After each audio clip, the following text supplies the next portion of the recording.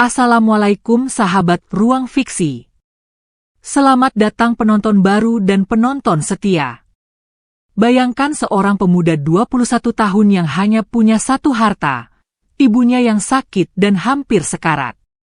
Suatu malam, ia diusir dari rumah sendiri, diguyur hujan, terhuyung di jalan setapak, menahan lapar dan dingin yang menusuk tulang. Di tengah gelapnya hutan, langkahnya terhenti. Bukan karena suara harimau, tapi karena seekor ular putih besar mengerang kesakitan, tubuhnya terjerat kawat penuh darah. Ia tahu, satu langkah mendekat bisa jadi akhir hidupnya, tapi yang ia lakukan justru hal yang tak akan pernah muduga. Apa yang terjadi setelah itu? Akan mengguncang hatimu sampai ke dasar jiwa. Namun sebelumnya bagi yang beragama Islam, saya sarankan untuk menuliskan sholawat Nabi Muhammad, agar kelak sholawat ini menjadi saksi untuk mendapat syafaat di akhirat. Like dan subscribe ke channel ini sangat membantu menyebarkan dakwah Islam dan menjadi amal jariah. Hujan turun deras sejak sore, menimpa atap rumah reot yang nyaris runtuh. Air merembes lewat celah genteng, menetes ke lantai tanah yang becek. Di sudut ruangan gelap, seorang pemuda 21 tahun bernama Rehan duduk memeluk lutut. Tubuhnya kurus, pakaiannya basah dan lusuh, tapi yang paling mencolok adalah sorot matanya kosong, penuh luka yang tak terlihat. Dari ambang pintu, suara teriakan Pak Udin memecah sunyi. "Hei, Rehan. Ini surat peringatan terakhir. Kalau malam ini kalian belum keluar, rumah ini akan saya robohkan. Utang almarhum bapakmu sudah terlalu lama tidak dibayar." Ibu Rehan, Bu Zaitun, yang tengah rebah ditikar karena sakit, hanya bisa menangis tertahan. Tubuhnya gemetar. Nafasnya sesak. Ia mencoba bangkit, tapi lututnya goyah. Rehan buru-buru memapahnya. "Tolong, beri kami waktu sampai besok pagi," pinta Rehan dengan suara parau. "Besok pagi? Besok pagi kamu kira aku masih punya sabar? Rumah ini sudah harus kosong malam ini." Pak Udin membanting pintu lalu pergi, meninggalkan gema kemarahan di antara derik kayu lapuk. Rehan tak bicara. Ia tahu, tak ada lagi yang bisa diminta. Rumah yang selama ini jadi tempat berteduh, meski reot dan bocor, kini harus ditinggalkan. Malam itu, tanpa tujuan, tanpa rencana, ia menggendong ibunya dengan bantuan selembar sarung yang ia ikatkan ke punggung. Tangan kirinya menggenggam plastik berisi nasi basi dan sepotong kain usang. Itu saja. Jalan setapak di pinggir desa tak lagi ramah. Batu tajam menusuk kaki telanjang Rehan. Hujan makin deras. Angin membawa dingin yang menggigit tulang. Tubuh Bu Zaitun makin lemah. Nafasnya pendek-pendek. Sesekali ia batuk keras, disertai suara nyaring dari dada. "Sebentar lagi, Bu, sabar ya," bisik Rehan lirih, meski ia sendiri tak tahu akan menuju kemana. Tak satu pun warga yang membantu. Jendela-jendela tertutup rapat, seolah mereka membawa penyakit. Langkah demi langkah menembus kegelapan, menuju arah hutan yang mulai memekat. Sampai akhirnya, di tikungan terakhir sebelum masuk ke dalam rimbunnya pepohonan, Rehan melihat sebuah pondok kayu tua, berdiri miring di bawah pohon besar. Atapnya hampir runtuh, tapi lebih baik dari kehampaan yang mereka rasakan di luar sana. "Bu, kita istirahat sebentar di situ ya." Rehan membantu ibunya masuk ke dalam pondok. Ia membentangkan kain lusuh di lantai tanah, menyelimuti tubuh Bu Zaitun yang menggigil dengan jaket tipis penuh sobekan. Tubuhnya sendiri basah kuyup, tapi ia tak mengeluh. Ia hanya duduk di sudut, memeluk lutut, menjaga bara api kecil dari ranting yang tadi ia temukan dalam perjalanan. Waktu berjalan lambat. Air hujan menetes dari atap bocor. Suara serangga hutan berdengung pelan, membentuk irama sunyi yang menusuk. Malam itu, tanpa bantal, tanpa selimut, tanpa kepastian, Rehan menjaga ibunya yang mulai tertidur lemah. Namun ia tak tahu, tak jauh dari pondok itu, sebuah makhluk bersisik putih tengah mengerang pelan di balik semak. Tubuhnya terluka, terjerat kawat, dan takdir besar sedang menunggu untuk mengubah hidup Rehan selamanya. Malam belum benar-benar larut saat Rehan terbangun dari tidurnya yang tak nyenyak. Api kecil di sudut pondok hampir padam, hanya menyisakan bara merah yang berdenyut lemah. Hujan sudah reda, tapi hawa dingin masih mencengkeram udara. Tubuhnya menggigil, tapi yang membuat Rehan terjaga bukan semata karena udara malam. Dari luar pondok, terdengar suara aneh. Bukan lolongan anjing hutan. Bukan juga desir angin yang biasa menggoyang dedaunan. Ini suara berat. Serak. Seperti napas makhluk besar yang terluka. Rehan bangkit perlahan. Ia menatap ibunya yang masih tertidur di atas tikar tipis. Napasnya berat tapi teratur. Tak ingin membangunkannya, Rehan meraih pisau kecil peninggalan ayahnya yang ia simpan di bawah lipatan baju. Lalu, dengan langkah hati-hati, ia membuka pintu pondok perlahan. Suara itu kini lebih jelas, datang dari balik semak belukar yang tumbuh lebat sekitar 20 meter dari sisi kanan pondok. Ia menjejak tanah basah, berjalan pelan-pelan sambil menahan napas. Jantungnya berdetak cepat. Setiap langkah terasa berat, bukan karena lelah, tapi karena ia tak tahu apa yang akan ia temui di balik semak itu. Semakin dekat, suara itu makin terdengar menyayat. Sebuah erangan bukan manusia, tapi jelas makhluk yang kesakitan. Rehan menggeser dedaunan dengan ujung pisau. Dan saat pandangannya menembus celah semak, ia tertegun. Seekor ular besar, berwarna putih pucat dengan garis samar keperakan di sisik punggungnya, tergeletak di tanah. Tubuhnya terjerat kawat baja yang terlilit dari leher hingga ke perut. Darah mengalir dari luka terbuka. Matanya bukan mata buas, tapi mata yang menyiratkan rasa sakit dan permohonan. Napasnya terputus-putus. Lidahnya nyaris tak bergerak. Rehan mundur satu langkah. Tubuhnya gemetar. Pikirannya berperang antara lari atau tetap di situ. Ular itu begitu besar. Panjangnya bisa mencapai 3 meter lebih, dengan tubuh sebesar lengan orang dewasa. Tapi luka-luka itu membuatnya tampak lemah, tak berdaya. Ya Allah! Bisik Rehan, lalu ia segera mengoreksi. Allah? Ia menatap makhluk itu. Ingat betapa ibunya kini tergolek lemah di dalam pondok. Betapa selama ini hidupnya hanya diisi penderitaan tanpa ujung. Dan kini, di hadapannya, ada makhluk yang sedang menderita lebih dari dirinya. Apakah ia akan berpaling? Napas Rehan berat. Ia menatap pisau di tangannya, lalu menatap ular itu lagi. Kamu, bisa dengar aku enggak? Bisiknya. Aku enggak tahu harus gimana. Tapi kalau kamu enggak nyakitin aku bakal coba nolong. Ular itu tak bergerak.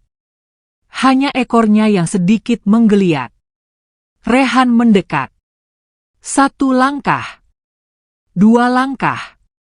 Hatinya berdegup seperti genderang.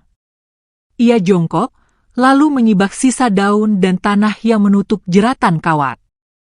Kawat itu keras, menancap dalam, bahkan melukai sisik hingga terlihat daging merah menganga.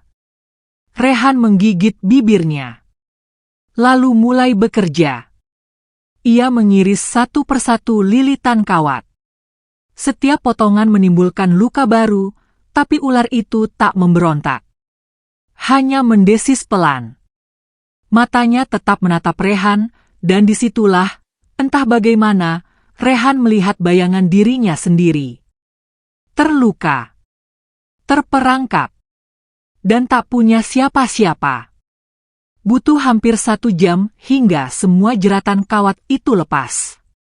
Tubuh Rehan penuh lecet karena sesekali kawat menyabet tangannya. Tapi ia tak peduli.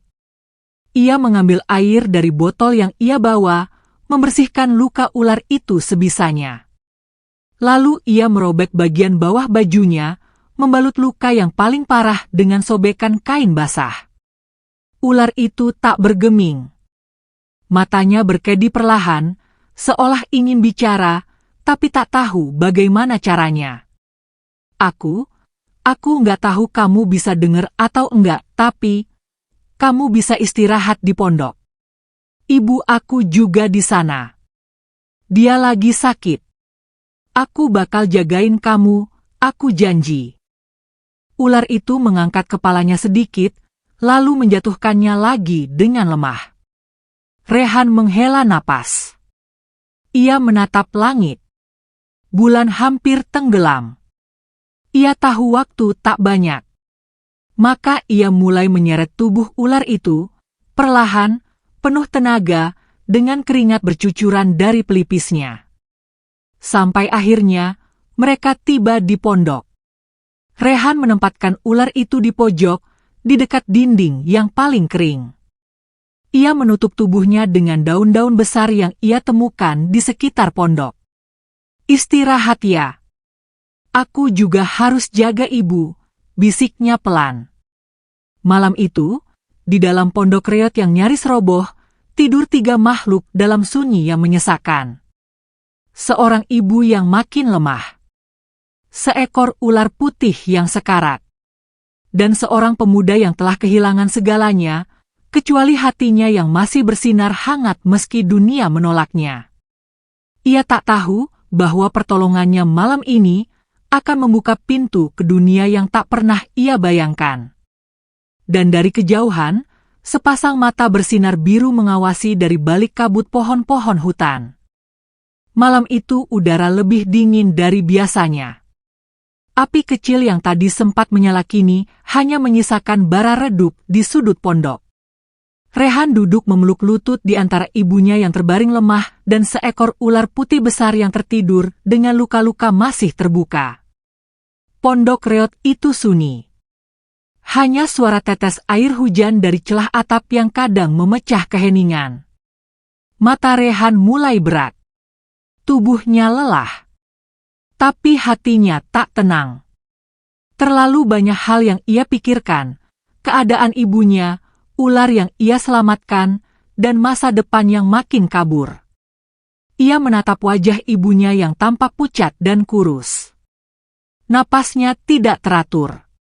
Sesekali tubuhnya menggigil meski sudah dibalut dengan jaket tipis yang sudah usang. Air mata hampir tumpah dari mata Rehan, namun ia tahan. Di sudut pondok, ular itu menggeliat sedikit.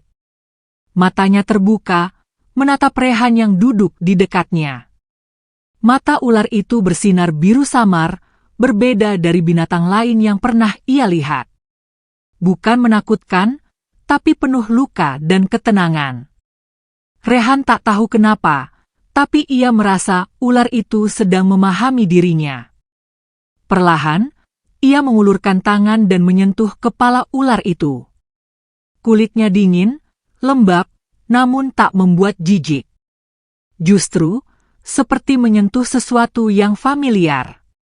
Ular itu menutup matanya sejenak, seolah meresapi sentuhan itu. Kalian harus sembuh, bisik Rehan lirih, nyaris tanpa suara. Aku cuma punya kalian sekarang. Tanpa sadar, Rehan tertidur. Tubuhnya bersandar di dinding pondok yang rapuh, dengan kepala tertunduk dan tangan masih menyentuh sisik dingin ular putih itu. Dan disitulah mimpi itu datang. Dalam gelapnya mimpi, Rehan berdiri di tengah hutan lebat yang tak ia kenali. Langit tertutup kabut, pepohonan tinggi menjulang seperti menara yang mengurungnya. Tanah basah dan dingin. Tidak ada suara. Tidak ada kehidupan. Hanya sunyi yang menekan dada. Tiba-tiba, terdengar suara, bukan dari telinga, tapi dari dalam hatinya. Anakku, darahnya ada dalam tanganmu. Rehan berbalik. Tak ada siapa-siapa. Tapi suara itu kembali terdengar. Lebih dekat. Lebih dalam. Kamu telah menyelamatkannya, dan kini, jalan yang terputus telah dibuka kembali. Dari balik kabut, muncul sesosok bayangan raksasa. Seekor ular emas raksasa, tubuhnya berkilau seperti logam yang baru ditempa. Matanya menyala seperti batu safir. Ia melayang di udara, anggun dan tak menyentuh tanah. Tapi wajahnya bukan wajah buas, melainkan penuh duka. Seperti ibu yang kehilangan anaknya. Aku adalah ratu dari bangsa kami, suara itu menggema tanpa suara. Dan kamu telah menyentuh darah anakku. Rehan ingin bicara. Ingin bertanya. Tapi suaranya tercekat. Tubuhnya tak bisa bergerak. Hanya matanya yang menatap penuh takjub dan kebingungan. Keberanianmu membuka jalan yang bahkan kami sendiri tak sangka bisa kembali, ujar Ratu Ular itu. Bawalah dia pulang, ke tempat asalnya, ke tempat sungai bersinggungan dengan cahaya, di sanalah kami menunggu. Kabut makin pekat. Suara Ratu Ular semakin menjauh. Tubuhnya perlahan menghilang, menyatu dengan kabut. Lalu gelap. Dan Rehan terbangun dengan nafas terengah. Keringat dingin membasahi leher dan dahinya. Ia menatap sekeliling. Pondok masih sama. Ibunya masih tidur. Ular putih masih terbaring. Tapi, ada yang berubah. Luka-luka di tubuh ular itu tampak mulai mengecil. Nafasnya lebih teratur. Bahkan tubuhnya tak lagi sesuram semalam. Dan yang paling mencolok, di bawah tubuhnya, ada bekas jejak sisik berbentuk lingkaran kecil, seperti simbol yang menyala samar saat disentuh cahaya pagi. Rehan menatap simbol itu, lalu menyentuhnya perlahan. Dan saat itu juga, suara dari mimpi kembali terdengar. Bawa dia kembali ke tempat asalnya, ke dalam hutan terdalam, tempat sungai bersinggungan dengan cahaya. Rehan mundur pelan. Jantungnya berdetak tak karuan. Ini bukan sekadar mimpi. Ini nyata. Sesuatu sedang terjadi. Dan ia telah menjadi bagian dari sesuatu yang jauh lebih besar dari hidupnya sendiri. Pagi itu, sinar matahari mulai masuk lewat celah dinding pondok. Cahaya hangat menyentuh wajah ibunya yang masih terlelap. Rehan bangkit. Ia mengambil botol kosong dan pergi ke sungai yang ia dengar tak jauh dari situ. Ia perlu air untuk ibunya. Tapi lebih dari itu, ia butuh waktu untuk menenangkan pikirannya. Di tepian sungai, ia duduk termenung. Wajahnya dibasuh air jernih. Hatinya diguyur gejolak.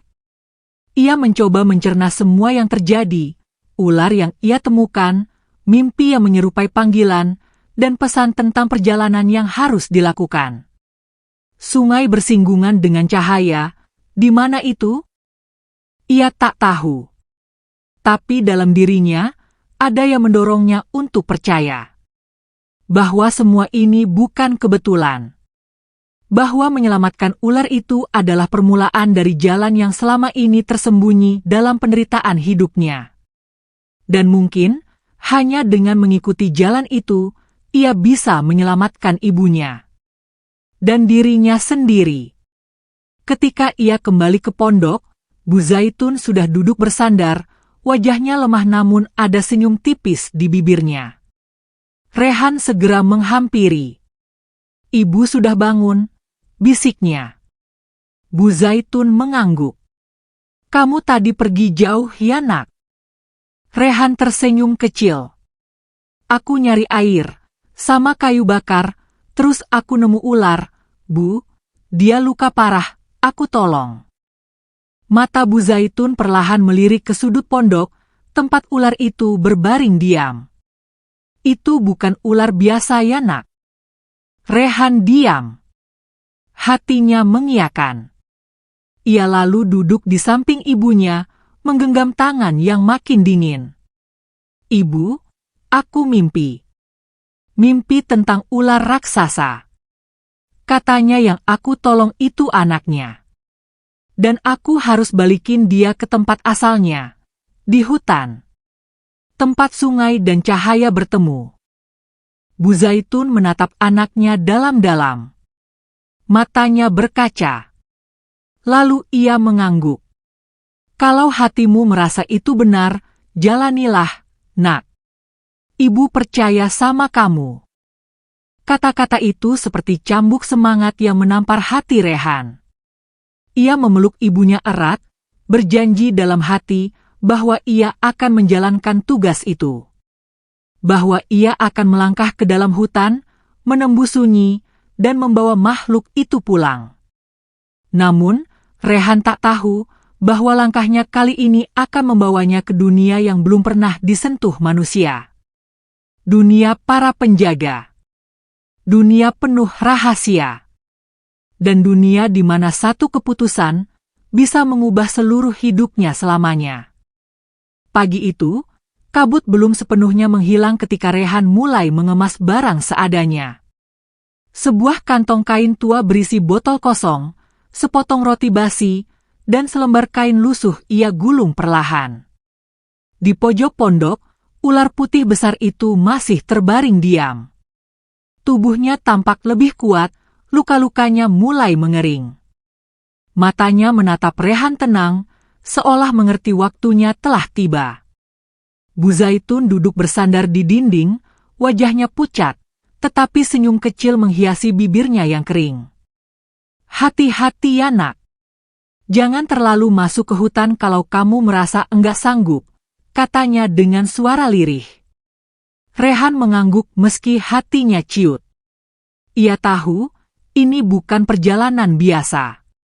Ini bukan sekadar menepati mimpi. Ini adalah janji kepada sang ratu, kepada suara dalam mimpinya, dan kepada dirinya sendiri. Dengan kain tipis, ia mengikat tubuh ular putih itu agar bisa digendong di punggung. Ular itu tak melawan. Ia hanya melingkarkan ekornya pelan ke lengan Rehan, gerakan kecil yang terasa seperti ucapan terima kasih. Langkah pertama meninggalkan pondok adalah seperti membuka gerbang menuju dunia lain. Hutan di hadapannya tampak lebih gelap dari biasanya. Pepohonan menjulang tinggi, ranting-ranting bergelayut seperti tangan yang ingin meraih apapun yang lewat di bawahnya. Cahaya matahari hanya menembus sedikit, membuat jalan setapak tampak suram dan lembab. Rehan melangkah pelan. Ia mengikuti arah sungai kecil yang mengalir di sisi kanan hutan. Ia masih ingat suara dalam mimpinya, di mana sungai bersinggungan dengan cahaya. Tapi cahaya apa? Dan sungai yang mana? Semuanya masih misteri. Setiap beberapa meter, Rehan berhenti. Ia mengatur napas, menyesuaikan beban ular di punggung, dan memastikan ular itu masih hidup. Setiap kali ia menoleh, ia mendapati mata ular itu masih terbuka, menatapnya, menuntunnya dalam diam. Perjalanan terasa sunyi, tapi hutan itu hidup. Suara gemerisik daun, teriakan burung, dan denting aliran sungai membentuk simfoni alam yang asing namun indah. Sesekali, terdengar suara langkah kaki rusa yang lari menjauh, atau suara teriakan monyet dari kejauhan. Namun yang paling mencolok adalah perasaan bahwa Rehan tidak sendiri. Seperti ada sesuatu yang mengawasinya. Mengikuti dari balik pohon. Tapi bukan dengan niat buruk. Justru seperti menilai. Mengamati. Menguji. Setelah berjalan hampir 1 jam, Rehan menemukan persimpangan. 2 jalur terbuka di hadapannya. Satu mengarah ke jalur yang tampak lebih terang, dengan cahaya matahari menembus lebatnya daun. Satunya lagi gelap, penuh kabut dan semak liar. Rehan memejamkan mata. Ia mencoba mengingat mimpi itu. Di sana, cahaya berkilauan di tengah kegelapan. Bukan jalur terang, tapi justru tempat di mana gelap dan terang bersinggungan. Ia memilih jalan yang gelap. Langkahnya menembus semak. Ranting tajam melukai kulit kakinya. Nyamuk dan serangga mulai menggigit. Tapi Rehan terus maju. Ia menggenggam kuat tali pengikat ular di punggungnya dan berjalan. Di kejauhan, suara air terjun mulai terdengar. Deras. Menggelegar. Jantung Rehan berdegup lebih cepat. Mungkinkah ini tempat yang dimaksud? Semakin dekat, suara air makin kuat. Dan di balik dinding batu besar yang ditumbuhi lumut, Rehan menemukan sebuah sungai. Lebarnya sekitar 5 meter. Airnya jernih. Tapi yang membuat Rehan tertegun adalah sesuatu yang terjadi di atas permukaan air. Cahaya. Sinar menembus dari sela-sela pepohonan, menyinari permukaan sungai, dan menciptakan pelangi kecil yang melayang-layang. Udara di sekitar menjadi hangat. Daun-daun berguguran perlahan. Dan suara itu kembali terdengar. Kamu sudah sampai. Rehan menurunkan ular dari punggungnya.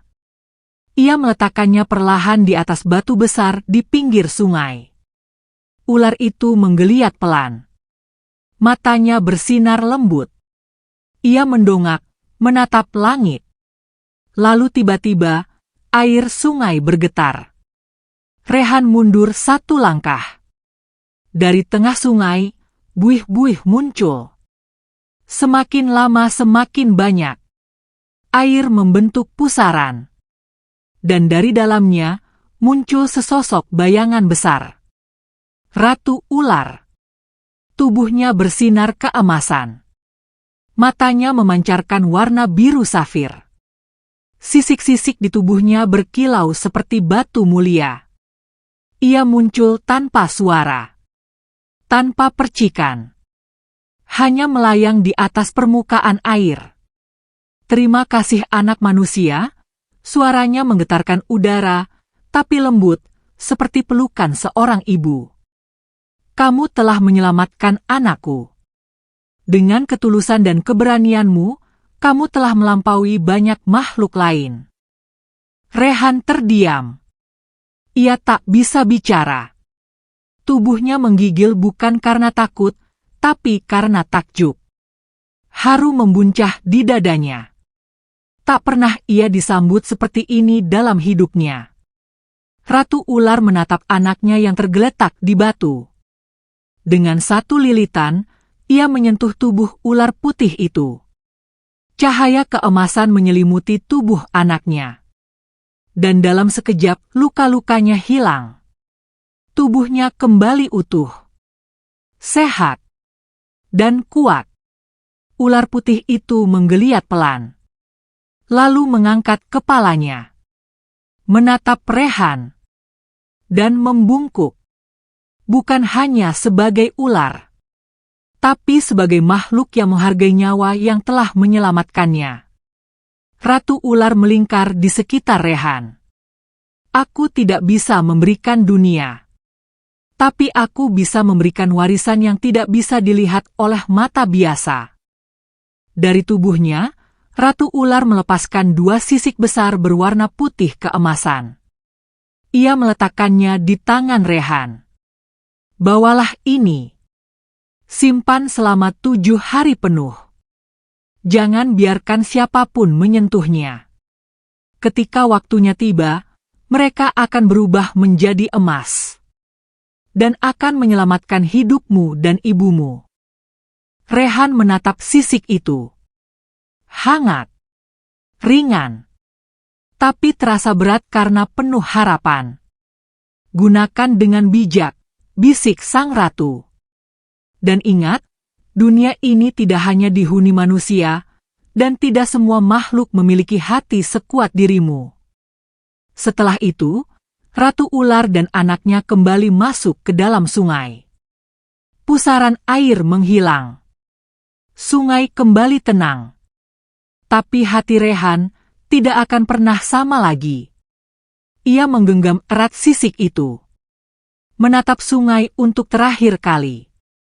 Lalu dengan napas berat namun mantap, ia melangkah pulang. Melewati hutan. Melewati sunyi. Melewati rasa takut. Karena kini, harapan bukan lagi mimpi, tapi sesuatu yang bisa ia genggam. Hari mulai merangkak senja saat Rehan tiba kembali di pondok tua. Tubuhnya lelah, punggung terasa seperti patah karena menempuh perjalanan panjang. Namun hatinya, untuk pertama kalinya sejak lama, terasa penuh. Di tangannya tergenggam erat 2 sisik putih keemasan, pemberian Ratu Ular. Janji sang ratu terngiang terus di benaknya, simpan selama 7 hari penuh, jangan biarkan siapapun menyentuhnya. Ibu Rehan masih terbaring lemah di tikar lusuh. Wajahnya pucat, napasnya pelan. Rehan segera menghampiri, mencium kening ibunya, dan membisikkan kabar baik itu. "Bu, kita diselamatkan." Ia tak menjelaskan panjang lebar. Belum saatnya. Ia tahu, keajaiban belum datang sepenuhnya. Sisik itu masih tampak seperti batu biasa. Tidak bersinar. Tidak berubah. Tapi Rehan percaya. Dan untuk itu, ia harus menjaga dengan seluruh nyawanya. Malam pertama, Rehan menyimpan kedua sisik itu dalam kantong kain, lalu menggantungnya di paku kayu tua tepat di atas tempat tidurnya. Setiap malam sebelum tidur, ia berdiri di depannya. Menatap. Mendoakan. Berharap. Ia tak menyentuhnya lagi, kecuali untuk memastikan kantong itu tidak basah, tidak terkena debu, dan tidak dijamah siapapun, bahkan oleh ibunya sendiri. Angin malam menggoyang atap daun yang mulai lapuk. Ranting pohon menggesek dinding bambu, menimbulkan suara seperti bisikan tulang. Rehan duduk bersila di sudut ruangan, api kecil menyala di dalam tungku batu. Matanya sulit terpejam. Tubuhnya lelah, tapi pikirannya berjaga. Semoga ini bukan mimpi. Desisnya pelan. Hari kedua datang. Pagi yang dingin dan sepi. Ibu Rehan tampak makin lemah. Suhu tubuhnya naik. Napasnya pendek. Rehan menempelkan daun basah di dahi ibunya. Ia mengipasi wajah yang pucat itu dengan tangan kecilnya. Sepanjang hari, ia tidak keluar pondok. Tidak mencari kayu. Tidak mencari makanan. Satu-satunya yang ada di pikirannya adalah menjaga 2 sisik itu, dan ibunya. Sore harinya, ia membuka kantong itu sejenak untuk melihat perubahan. Kedua sisik itu masih tampak putih. Tetapi, ada semburat cahaya keemasan samar di pinggirnya. Seperti bias cahaya yang belum membentuk warna. Hatinya berdebar. Ia mulai berubah. Pikir Rehan. Dan itu cukup untuk membuat semangatnya kembali menyala. Hari ketiga, perut Rehan mulai kosong. Ia tidak makan apapun sejak kemarin. Di dalam pondok, hanya ada air sungai di dalam botol bambu, dan roti basi yang ia simpan sejak pertama pergi ke hutan. Tapi Rehan tetap duduk di samping ibunya, mengusap tangan wanita tua itu yang mulai dingin. Sesekali, ia berdiri dan mengecek sisik itu.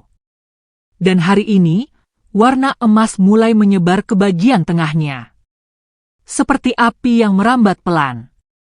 Tapi indah. Harapan yang selama ini hanya jadi ilusi, kini benar-benar terlihat. Malamnya, Rehan dikejutkan oleh suara dari luar pondok. Langkah kaki. Perlahan. Berat. Nyata. Ia menahan napas. Mengintip dari celah dinding. Tak ada siapa-siapa. Lalu, langkah itu terdengar lagi, tapi dari sisi lain pondok. Rehan menggenggam erat pisau kecil warisan ayahnya. Tubuhnya tegang. Tapi ia tak meninggalkan sisik itu. Ia hanya duduk di dekat kantong itu, bersiap kalau ada yang masuk. Tapi malam itu berlalu tanpa gangguan, hanya suara jangkrik dan angin yang menggesek daun-daun kering. Ia tahu, hutan ini bukan tempat biasa. Dan sesuatu sedang menguji ketabahannya. Hari keempat, kedua sisik itu kini telah setengah berubah. Warna emas mendominasi, hanya bagian tengah yang masih putih. Tubuh Rehan mulai menggigil karena lapar. Tapi matanya bersinar. Harapan semakin dekat. Bu Zaitun mulai mengigau. Kata-katanya tak jelas. Kadang menyebut nama suaminya. Kadang menangis lirih. Rehan tak bisa menahan air mata. Tapi ia tetap duduk di sisi ibunya. Tangan kanannya memegang tangan ibunya yang kurus. Tangan kirinya tetap dekat dengan kantong sisik yang tergantung. Sebentar lagi, Bu. Sebentar lagi. Hari kelima, hujan turun deras sejak subuh. Pondok bocor di mana-mana. Air masuk dari berbagai sudut. Rehan segera memindahkan kantong sisik ke bagian pondok yang paling kering. Ia membuat pelindung dari daun pisang, menutup lubang-lubang atap dengan kain tua, dan menyandarkan papan-papan bambu di sisi pondok. Tubuhnya basah kuyup. Dingin menembus tulangnya. Tapi ia tak peduli. Sisik itu harus tetap aman. Hari keenam, langit cerah. Tapi tubuh ibunya makin lemah. Napasnya terdengar seperti bisikan. Rehan meneteskan air dari sungai ke bibirnya. Ia sendiri belum makan 3 hari. Perutnya kempis. Mata mulai menghitam. Tapi ia tidak menyerah. Karena ia tahu besok semuanya akan berubah. Hari ke-7. Fajar menyingsing. Cahaya masuk dari celah-celah dinding pondok. Udara pagi membawa harapan yang terasa berbeda. Dengan tangan gemetar, Rehan berdiri di depan kantong kain yang tergantung. Ia membuka simpulnya pelan-pelan. Dan ketika kain itu terbuka, matanya membelalak. 2 lempeng emas padat berkilau seperti mentari pagi. Tidak lagi putih. Tidak ada bekas sisik. Hanya emas murni sebesar telapak tangannya. Ringan. Tapi memancarkan kekuatan luar biasa. Air mata Rehan mengalir. Ia memeluk kain itu. Lalu memeluk ibunya. Mencium kening wanita itu. Kita selamat, Bu. Kita selamat. Namun perjalanan belum usai.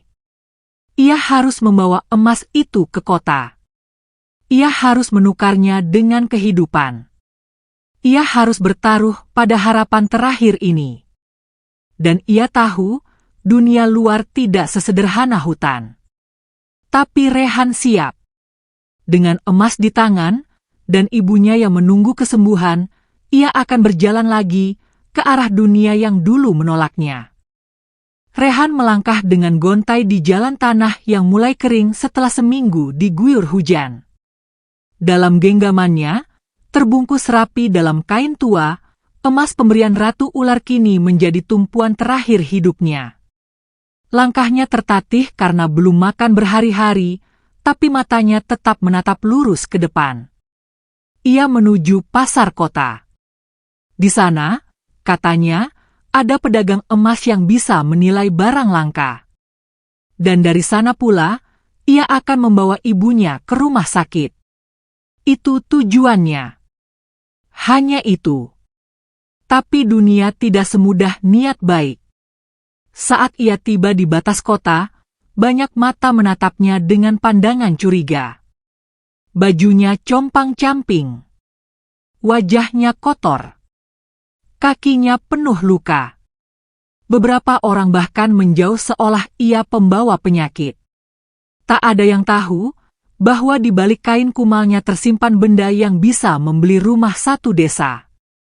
Di pertigaan jalan, seorang satpam komplek mewah menghentikannya. "Hei, kamu. Dari mana? Jangan masuk sini sembarangan." Rehan menjawab pelan, "Saya mau ke toko emas, Pak." "Hanya lewat. Toko emas?" "Hah. Kamu mimpi ya?" Tawa satpam itu keras. Beberapa warga ikut melirik. Ada yang tertawa kecil. Ada yang mengangkat alis. Tapi Rehan tidak menggubris. Ia hanya ingin menukar emas itu. Lalu pergi membawa ibunya berobat. Itu saja. Ia terus berjalan melewati kerumunan, dan akhirnya tiba di depan sebuah toko emas besar berwarna merah emas. Nama tokonya, Emas Sinar Lestari. Di depan toko, 2 mobil mewah terparkir. Dan di dalam, ruangan ber-AC itu dipenuhi lampu-lampu yang membuat segalanya tampak berkilau. Rehan menarik napas panjang. Lalu melangkah masuk. Seketika, semua kepala menoleh. Seorang ibu mengenakan kebaya mahal langsung menutup hidung. "Ih, bau banget, mana satpamnya sih?" Seorang pria gemuk bersetelan rapi di balik meja kasir berdiri. Wajahnya berubah masam melihat Rehan yang hanya mengenakan baju lusuh dan sendal jepit putus. Kamu. Kamu nyasar ya? Ini bukan tempat minta-minta." Rehan membuka kain tua dengan hati-hati dan memperlihatkan 2 lempeng emas yang kini bersinar terpantul cahaya lampu toko. Seketika ruangan sunyi. Mata si pria gemuk membelalak. Mulutnya ternganga. Si ibu yang tadi menutup hidung kini menurunkan tangannya perlahan, matanya menatap emas itu seperti melihat mimpi. Itu, kamu dapat dari mana?" Suara pria pemilik toko kini bergetar. "Saya hanya ingin menukarkannya dengan uang. Ibu saya sakit. Saya butuh biaya rumah sakit," ujar Rehan tenang. Tapi justru karena ketenangan itulah, keserakahan manusia mulai bangkit. Si pemilik toko menatap Rehan dari atas ke bawah. Lalu pura-pura batuk. "Emas ini palsu. Anak kampung kayak kamu dari mana punya beginian?" Rehan mengernyit. "Saya tidak bohong. Tolong cek." Si pemilik toko menyuruh anak buahnya membawa alat uji emas. Setelah dites, alat itu menunjukkan warna merah menyala, tanda kadar kemurnian emas sangat tinggi. Bahkan lebih tinggi dari emas murni biasa. Tapi si pemilik toko justru tersenyum miring. Alatnya rusak. Ini pasti palsu." Lalu ia memanggil 2 satpam. "Usir anak ini. Sebelum bikin toko saya kotor." Rehan mengatupkan rahang. Ia tahu ia sedang dibohongi.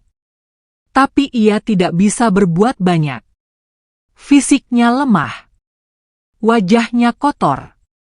Siapa yang percaya padanya? 2 satpam menarik lengannya. Mendorongnya keluar.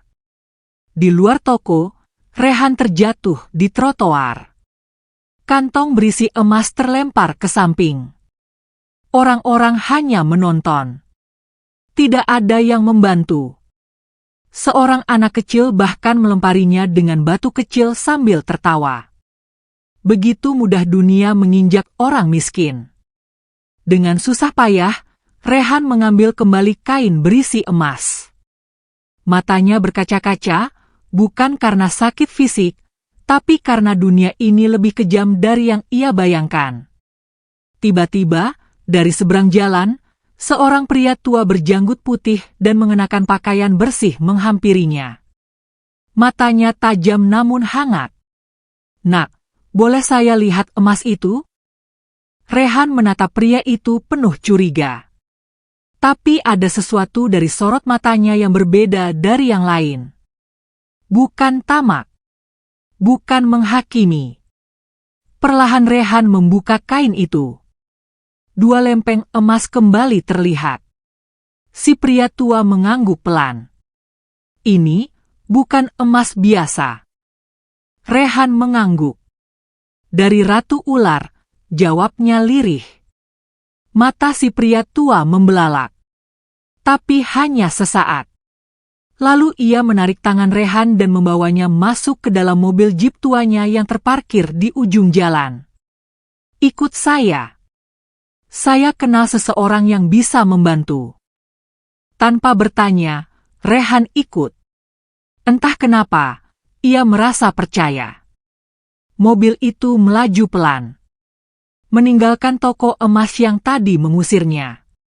Dari kaca spion, Rehan bisa melihat pemilik toko emas berlari keluar dan berteriak. Mungkin ia sadar emas itu asli. Mungkin ia menyesal.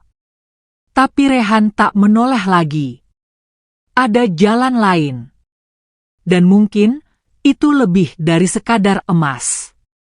Di dalam mobil, si pria tua hanya berkata, "Kadang, kemiskinan menguji kesabaran. Tapi emas menguji hati manusia."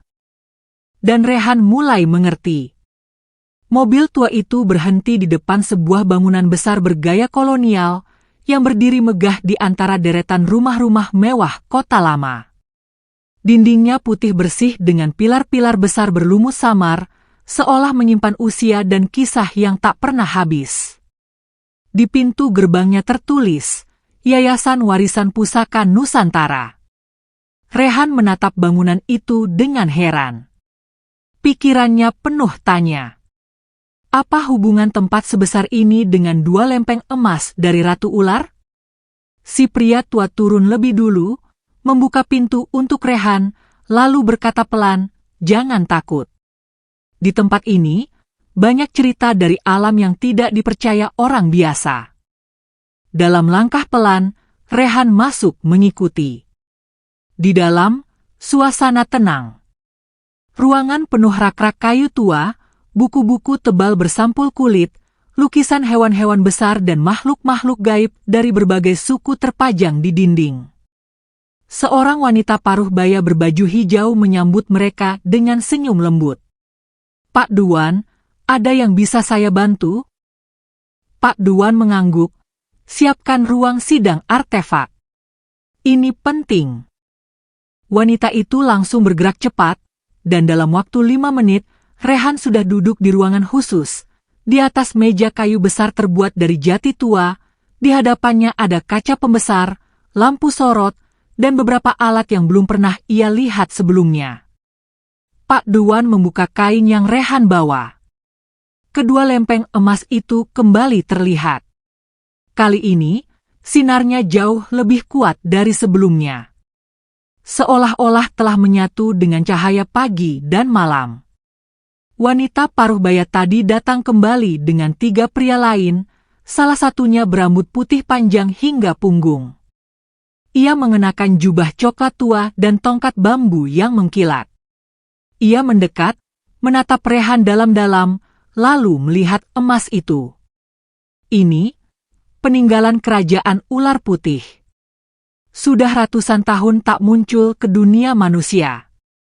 Dan kau bilang Ratu Ular memberikannya padamu?" Rehan mengangguk pelan.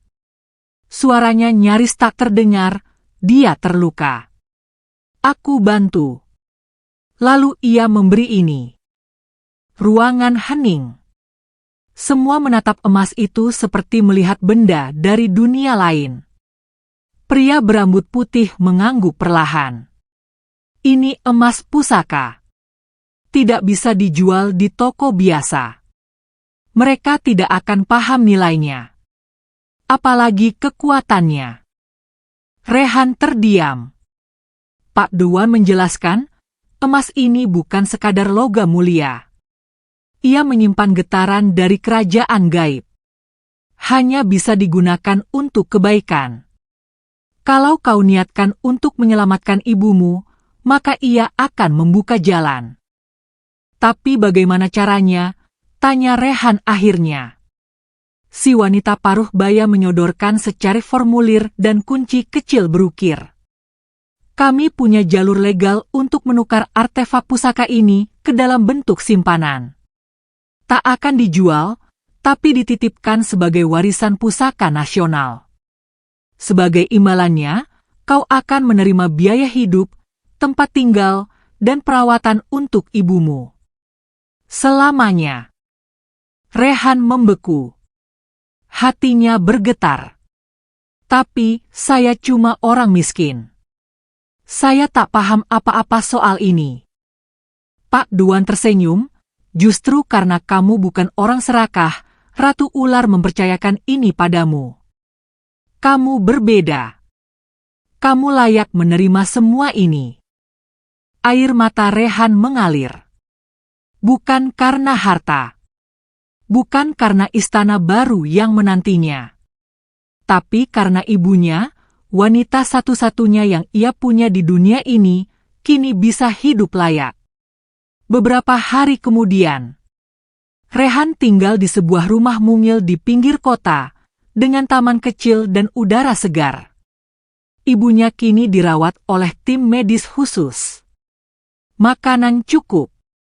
Obat-obatan lengkap. Dan setiap pagi, sinar matahari masuk ke dalam rumah itu bukan hanya membawa terang, tapi membawa keajaiban yang tak pernah ia mimpikan. Semua bermula dari uluran tangan pada seekor ular yang berdarah. Dan kini, dunia menatap Rehan bukan sebagai bocah miskin dari desa, tapi sebagai penjaga warisan pusaka yang disucikan para makhluk gaib. Tapi jauh di lubuk hatinya, Rehan tahu, semua ini bukan miliknya. Ia hanya dititipkan. Dan suatu saat nanti, ia akan membalasnya. Karena hutang budi kepada Ratu Ular tak bisa dibayar dengan emas. Hanya dengan kebaikan yang terus diwariskan. Malam itu, langit kota bersih tanpa awan. Bintang-bintang menghiasi angkasa, seolah menari mengikuti angin malam yang berhembus lembut. Rehan berdiri di pekarangan rumah kecilnya, mengenakan kain sarung dan jaket tipis. Di tangannya, secangkir teh jahe hangat mengepul. Di dalam rumah, Bu Zaitun tertidur pulas di ranjang bersih dan hangat, napasnya kini tak lagi sesak seperti dahulu. Tubuhnya yang dulu kurus dan membiru, mulai kembali berisi dan berseri. Dokter bilang, jika perawatan terus dilanjutkan, ia akan sembuh total dalam beberapa bulan. Tapi malam itu, Rehan merasa hatinya tidak tenang. Ada suara lirih di telinganya, bukan dari luar, melainkan dari dalam pikirannya sendiri. Rehan, waktunya hampir tiba. Ia menoleh ke sekeliling. Tak ada siapapun. Hanya bayangan pohon dan tiupan angin malam. Tapi suara itu terus terdengar, seperti bisikan, seperti panggilan. Dan saat ia kembali menatap langit, bintang-bintang itu mulai meredup, berganti dengan asap tipis yang berputar seperti kabut. Datanglah ke hutan, tempat kita pertama bertemu. Mata Rehan membelalak. Itu suara yang sama, suara Ratu Ular. Tanpa pikir panjang, ia masuk ke dalam rumah, menulis secari kertas untuk ibunya. Bu, jangan khawatir. Rehan cuma pergi sebentar. Ada janji yang harus ditepati. Lalu ia keluar lagi, mengenakan sepatu bot, membawa senter kecil, dan mengenakan mantel tipis. Tak lama kemudian, ia menyusuri jalan gelap menuju hutan yang dulu jadi saksi kisah awal kehidupannya berubah. Malam di hutan jauh lebih gelap dari biasanya. Suara jangkrik, dedaunan, dan burung malam terdengar bersahutan. Tapi langkah Rehan tidak ragu. Ia tahu arah. Ia tahu panggilan itu nyata. Ia tiba di tempat pertama kali ia bertemu ular putih itu, tepat di bawah pohon tua berakar raksasa.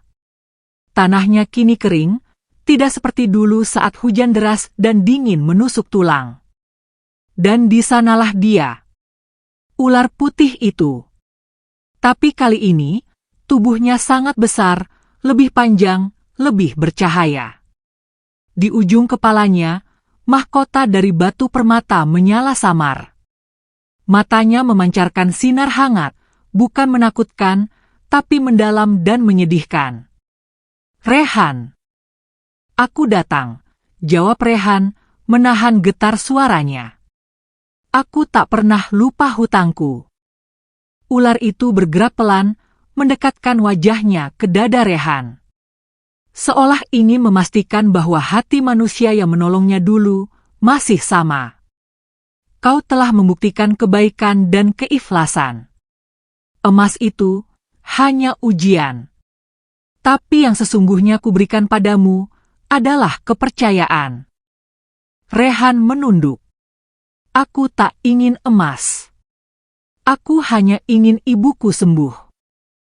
Ular putih itu mengangguk. Dan doamu telah didengar. Angin malam berhembus.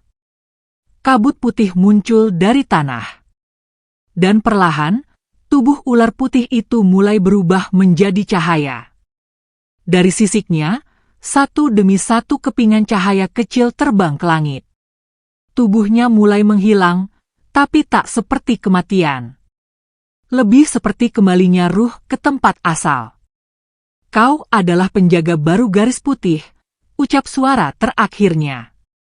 Jagalah tanah ini, jagalah semua makhluk, baik yang terlihat maupun yang tidak. Rehan menangis. Untuk pertama kalinya sejak kecil, ia menangis dalam diam. Bukan karena kehilangan, tapi karena hatinya terlalu penuh untuk menampung perasaan.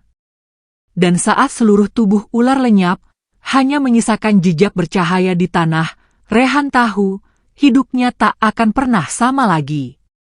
Pagi harinya, Rehan kembali ke rumah.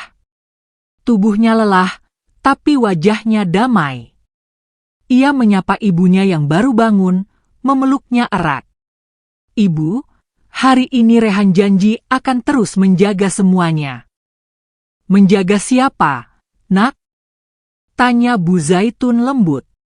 Rehan menatap keluar jendela.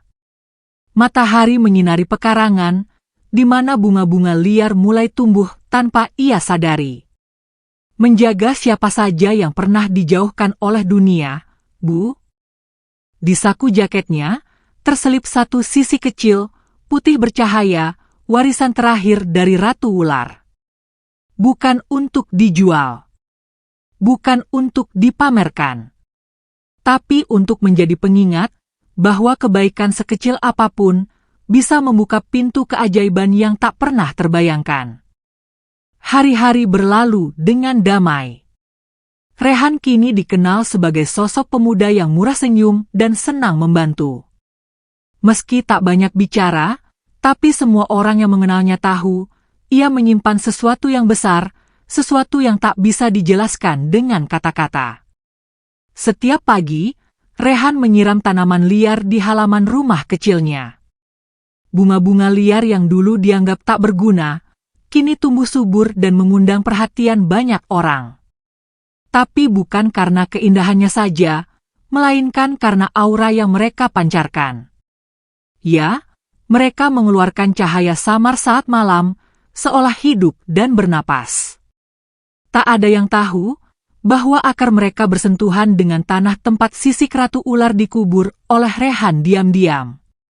Suatu malam, saat Rehan duduk di belakang rumah, suara lembut terdengar dari balik semak. Rehan. Ia menoleh cepat. Tak ada siapapun. Rehan, waktunya kau terima balasan terakhir. Dari bayangan pohon, muncul seekor ular putih kecil, hanya sebesar pergelangan tangan, dengan mata jernih dan tubuh bercahaya. Ia melata mendekat, lalu naik ke lutut Rehan dan menatap lurus ke matanya. "Aku adalah keturunan terakhir Ratu Ular," bisiknya pelan, "dan aku diutus untuk tinggal bersamamu hingga waktunya tiba." Rehan menelan ludah. "Apa maksudnya?" Ular itu memutar tubuhnya lalu melingkar pelan di pergelangan tangan Rehan, seolah sudah terbiasa. "Kerajaan kami telah runtuh, dan semua kekuatan kini ada padamu. Bukan untuk digunakan, tapi untuk dijaga. Karena akan ada yang datang mencarinya, yang ingin mengambilnya dan menghancurkannya." Rehan tak paham sepenuhnya, tapi nalurinya percaya. Ia tahu dunia ini tak hanya diisi oleh manusia. Beberapa minggu kemudian, kota itu gempar. Sebuah perusahaan besar bernama Mega Tambang Indo datang membawa surat izin penebangan dan pengerukan bukit di ujung hutan, tempat pertama kali Rehan bertemu ular putih. Mereka datang dengan truk, alat berat, dan puluhan pekerja. Pak Lurah tak kuasa menolak karena sudah diteken oleh pejabat tinggi. Masyarakat pun tak banyak tahu dampaknya. Mereka hanya melihat janji pekerjaan dan upah besar. Tapi malam itu, Rehan bermimpi. Ia berdiri di atas tanah yang menghitam, penuh lubang dan asap. Ular-ular putih kecil menangis, tubuh mereka tertimbun batu dan besi. Di puncak bukit, seekor ular raksasa berwajah ratu memandang Rehan sambil berkata, "Jagalah tanah ini, jangan biarkan ketamakan memakan sisa kehidupan kami."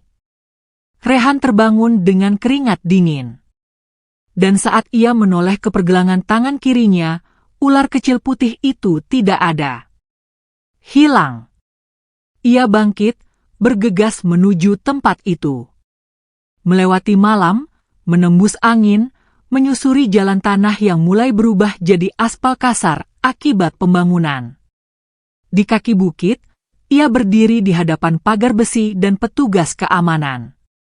"Anak muda, tempat ini sudah ditutup untuk umum." Rehan menggenggam kuat sisik putih yang ia gantung di kalung dada. Dan dengan suara mantap, ia berkata, "Saya punya urusan dengan tanah ini. Dan tanah ini bukan milik siapa-siapa. Ia milik semua makhluk yang menghuni hutan ini, termasuk yang tak terlihat." Petugas tertawa. Bocah, sini tempat kerja orang-orang penting. Bukan tempat dongeng-dongengan Ratu Ular." Tapi saat itu, tanah mulai bergetar pelan. Dari balik semak, muncul puluhan ular putih kecil, mengelilingi Rehan dan membentuk formasi memanjang. Para pekerja yang melihatnya langsung panik dan lari tunggang-langgang. Tanpa satu pun kata. Dari langit yang mendung, petir menyambar pohon besar di ujung bukit. Suara dentuman mengguncang tanah. Alat berat yang terparkir mulai berasap dan mati mesin satu persatu.